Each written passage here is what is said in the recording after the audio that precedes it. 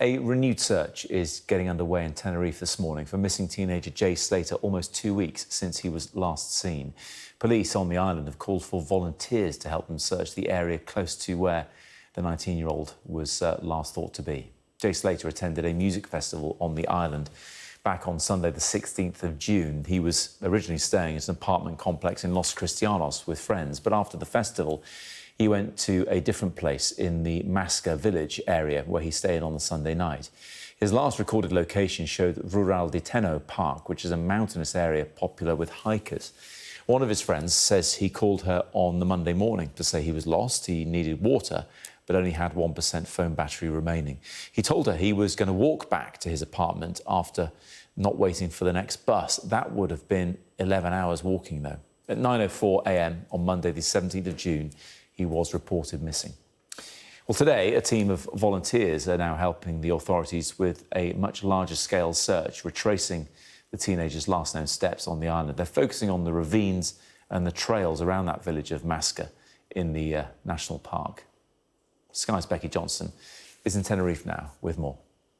We've had an update from the Civil Guard here in Tenerife today, and that's interesting in itself because they haven't been giving many updates to the media on their search for Jay Slater. Now, they have said that today will be the biggest search effort with the largest numbers of people out and about. They're going to be retracing, researching areas that they've looked at before, and that's why they put out that call for experienced volunteers, people who have knowledge of this type of terrain, this type of area, which is treacherous. We've got pretty steep cliff edges, there are ravines. It is quite a dangerous part of the island, so they were clear that volunteers helping did need to be experienced. Now, the police have also given a little bit more information about their investigation. So it was this, well, very near to where I'm standing, that Jay Slater's phone was last traced to almost 2 weeks ago. So on Monday, that will be 2 weeks ago, that last trace of his phone. Now, we're a kilometre and a half from Masca, which is where he spent the night after leaving a rave in the much more familiar party area of Tenerife, around 20 miles away from here. He left there with 2 British men that he had just met and stayed in their Airbnb before then leaving and calling a friend to say that he'd managed to get lost trying to walk back. Now, I asked the Civil Guard, the police officer, whether or when they'd spoken to those 2 British men that Jay Slater stayed with on that night before he disappeared. Now, interesting, he didn't say when, but he did say that the police here in Tenerife don't believe that those 2 British men are important to their investigation. So that's a really interesting new line. They don't think those men are important to the investigation that they're carrying out into the disappearance of Jay Slater. Now, they said that today was going to be a massive search. I have to say, I've only seen around 30 to 40 people, which in the context of searches that we see when there are missing people in Britain, and we see much larger normally numbers of emergency services and volunteers turning out. Now, look, in part, the numbers of volunteers had to be restricted because of the kind of terrain we're dealing with.